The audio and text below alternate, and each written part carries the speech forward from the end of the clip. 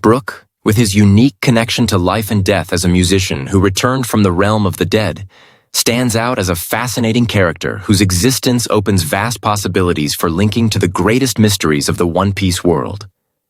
His long lifespan, rich history, and profound experiences make him a living relic, potentially a key to unraveling the enigmas of this universe. What we know so far is merely a glimpse into the depths of the knowledge he possesses. In this mysterious world, where secrets lie buried beneath centuries of history, Brook may be the fragile thread leading to the ultimate truth. Behind his cheerful persona, constant jokes about his bizarre appearance, and his comedic obsession with underwear, lies a pirate who could be among the most historically significant figures in the series. Or more precisely, one of the most important living dead characters in the entire story. Today, we'll dive deep into the past to uncover just how much Brook truly knows, and how he, perhaps unknowingly, holds the key to One Piece's greatest secrets. Among all the members of the Straw Hat crew, Brook's story might be the most outstanding, not just for its emotional weight, but for the veil of mystery that surrounds it.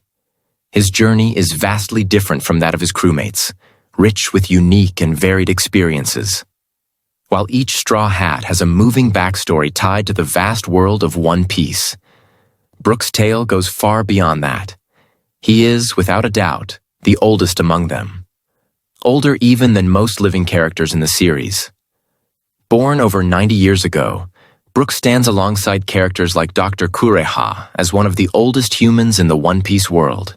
He lived an entire life before joining the Rumbar Pirates, and possesses nearly 50 years more life experience than the rest of the crew, making him a witness to eras that others only know from history books, if they're recorded at all.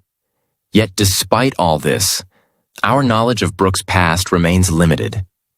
He was the last to join the Straw Hat crew, which meant he missed out on many of the foundational moments that built the strong bonds between the earlier members. Not long after he joined, the story transitioned into the time skip, depriving us of deeper dialogues and further insights into his history. Since the crew's return 2 years later, the narrative focus has shifted.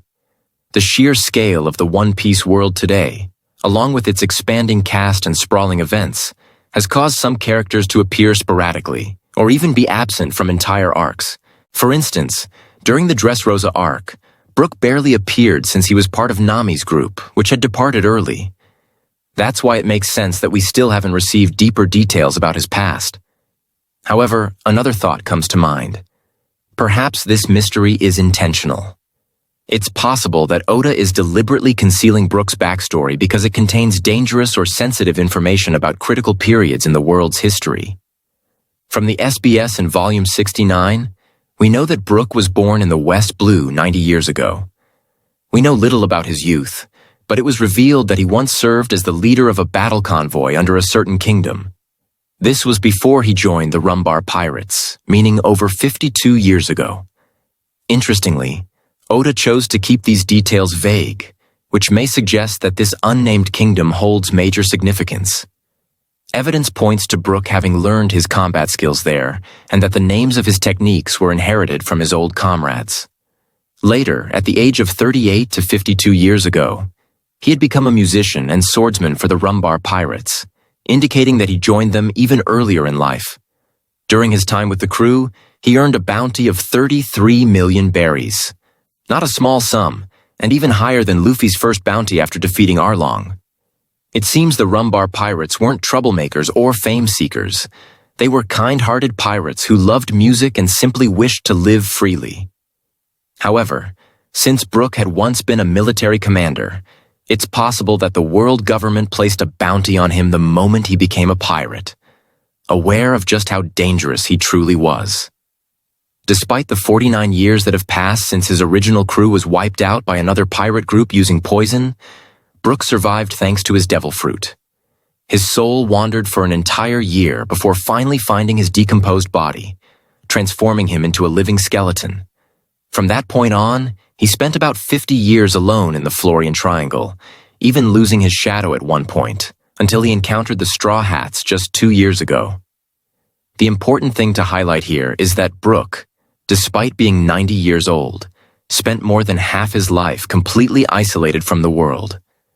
From age 40 to 88, he had little to no interaction with the outside world, leaving him unaware of major global events, such as the God Valley incident, Roger's rise to Pirate King, the start of the golden age of piracy, and the O'Hara massacre, among others. So when he heard about Goldie Roger, he only remembered him as a mere rookie he had heard about in his youth. While this might seem disappointing at first, it actually reveals something crucial. Brook holds memories of the world before Roger, and that memory may be the key to understanding some of the deepest, most hidden aspects of world history yet to be revealed.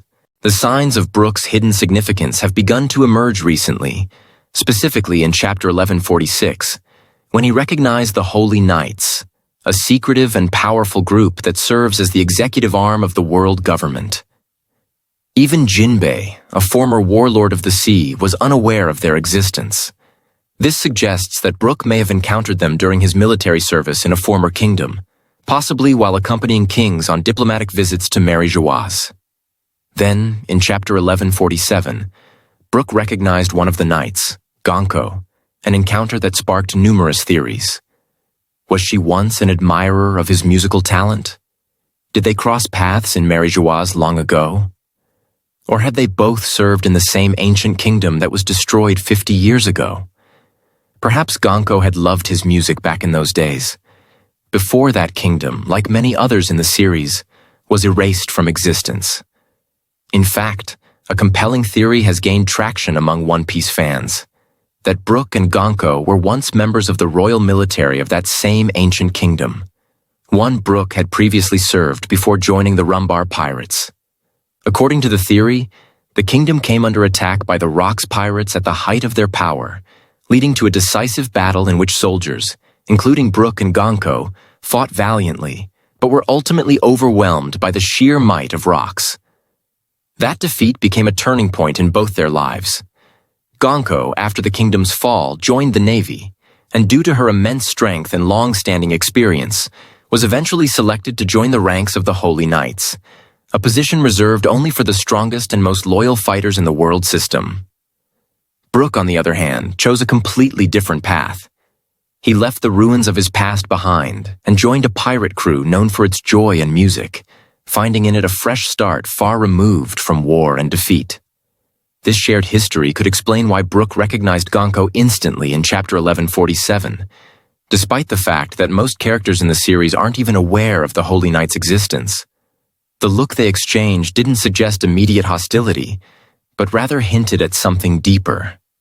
A heavy past that could resurface at any moment, especially if one of them still carries the memory of that forgotten kingdom crushed by the Rocks pirates. This overlap in their past opens the door to many questions. Was that kingdom among those the world government sought to erase? Were Brook and Gonko witnesses to major crimes that were later covered up? And if so, will Brook one day recall everything and reveal secrets the world thought had been buried for decades?